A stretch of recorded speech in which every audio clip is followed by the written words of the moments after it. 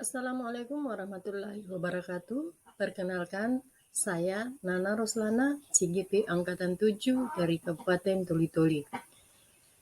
Izinkan saya kali ini akan memaparkan tentang demonstrasi konstekstual modul 1.4 budaya positif yang selama ini dibimbing oleh fasilitator saya Ibu Riti Abdullah MPD, pengajar praktik saya Bapak Rais Inaku MPMAT. Sedikit saya akan menjelaskan tentang restitusi. Restitusi merupakan proses menciptakan kondisi bagi murid untuk memperbaiki kesalahan mereka, sehingga mereka bisa kembali pada kelompok mereka dengan karakter yang kuat. Gosen 2004. Restitusi bukan menebus kesalahan. Restitusi merupakan sebuah tawaran, bukan paksaan. Restitusi fokus pada solusi dan dapat mengembalikan murid yang berbuat salah kepada kelompoknya. Nah, bagaimana dengan keyakinan kelas? Keyakinan kelas adalah salah satu disiplin positif yang bisa kita terapkan dalam membangun budaya positif di sekolah dengan harapan dapat mewujudkan tujuan pendidikan yang berorientasi kepada profil pelajar Pancasila. Berikut kasus yang terjadi di dalam kelas saya pada saat kegiatan belajar mengajar berlangsung. Ayo kita simak bersama. Membuat satu produk, menghasilkan suatu produk, tetapi punya nilai jual yang tinggi. Oke. Ayo, Bu. Saya main HP, Bu. Saya ini main HP. Betul.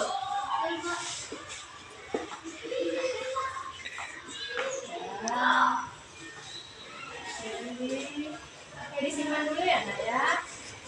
Dulu ya. Sebentar jam istirahat, saya mengharap ke guru ya. Iya. Oke, kita lanjutkan pelajarannya ya. Nah, kasus yang terjadi pada Sally telah melanggar keyakinan kelas berdasarkan kesepakatan. Dalam kesepakatan belajar, warga kelas telah membuat kesepakatan dan meyakini bahwa pada saat kegiatan belajar mengajar berlangsung, siswa harus saling menghormati dan menghargai akan kebutuhan belajar warga kelas.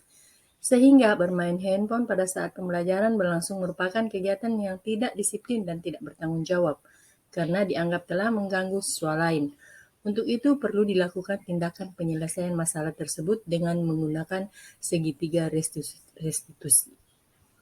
Nah, kita ketahui bersama, segitiga restitusi adalah proses menciptakan kondisi bagi murid untuk memperbaiki kesalahan mereka, sehingga mereka bisa kembali pada kelompok mereka dengan karakter yang lebih kuat. Terdapat 3 langkah dalam segitiga restitusi, yaitu 1. Menstabilkan identitas. 2. Validasi tindakan yang salah. Yang ketiga, menanyakan keyakinan. Sally, tadi Ibu lihat kamu sedang memainkan handphone saat pelajaran berlangsung. Mengapa hal ini bisa terjadi, Nak? Iya, Bu. Maaf, tadi saya sedang tidak mood, merasa bosan pada saat pelajaran berlangsung. Apakah karena hanya bosan alasannya, Nak? Tidak, Bu. Ayah saya lupa kasih uang jajan. Oh, itu toh alasannya. Apakah kamu paham bahwa apa yang kamu lakukan itu merupakan masalah dan melanggar keyakinan kelas kita? Iya, Bu. Baiklah, di sini Ibu bukan mencari-cari kesalahan, tapi Ibu mencari penyelesaian bersama, berpikir bersama tentang apa yang bisa kita lakukan untuk memperbaiki situasi ini. Kamu melakukan itu pasti punya alasan, karena bisa menghilangkan kebosanan kamu, kan? Iya, Bu. Iya, oke. Ibu Nana tadi bisa melihat dari raut wajahmu, kamu bermain karena memang tidak mood dan kelihatan bosan ya. Tapi apakah kamu tahu bahwa apa yang kamu lakukan itu merugikan orang lain, apalagi teman-teman sekelompokmu, sehingga mereka merasa kamu itu tidak bisa bekerja sama dengan teman kelompokmu. Betul, Bu. Ayo Nak, sekarang mari kita bicara tentang keyakinan kelas kita. Apa yang sudah kita yakini dan yang mana yang belum kamu tunjukkan? Ada Bu, kita harus saling menghormati dan disiplin. Betul, itu kamu tahu.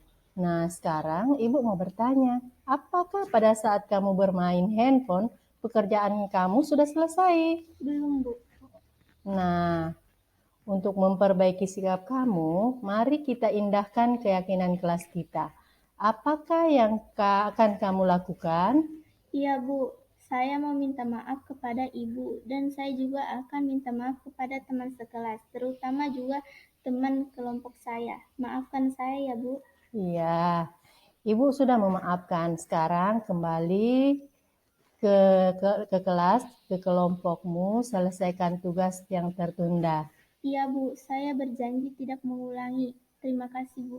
Iya, sama-sama. Semoga kamu menjadi siswa ibu yang paling hebat ke depannya. Amin. Terima kasih Bu Nana. Ya, sama-sama, Seli.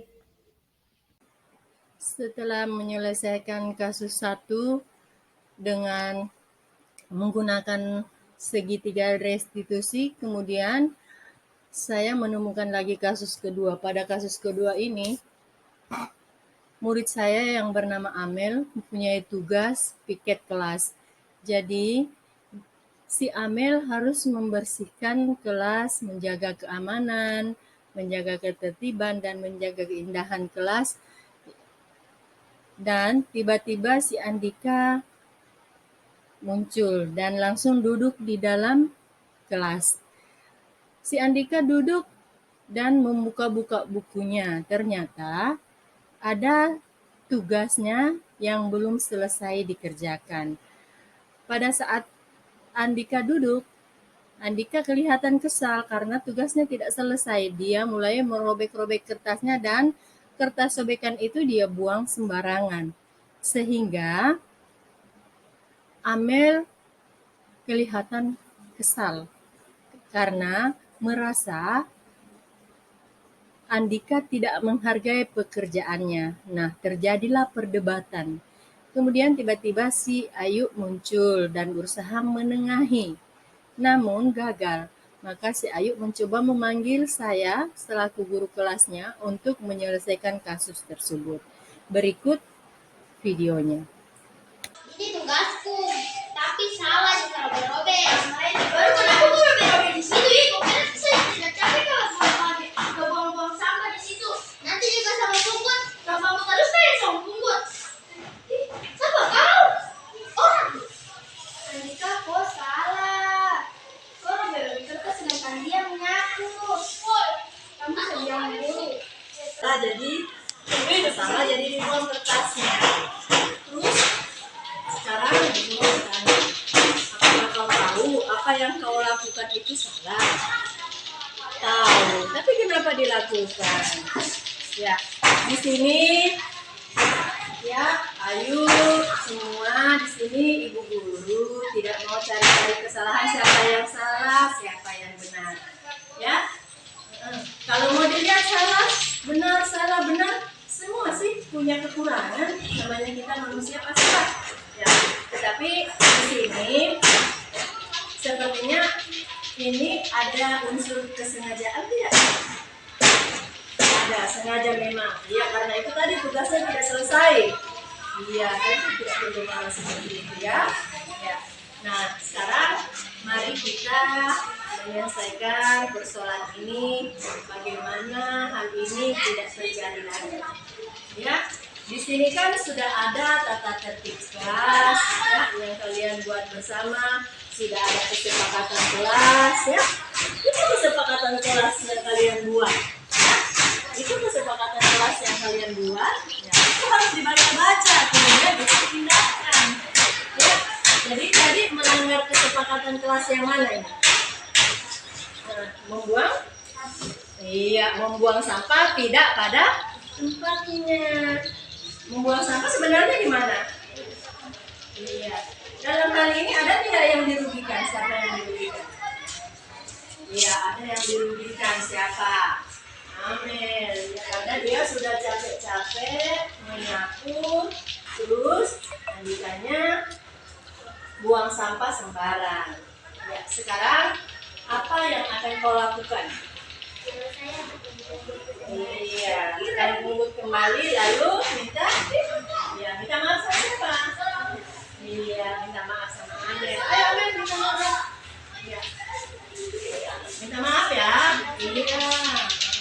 Tidak mengulangi lagi ya. Iya. Oke, terima kasih anak-anak. Ya, semangat lagi ya.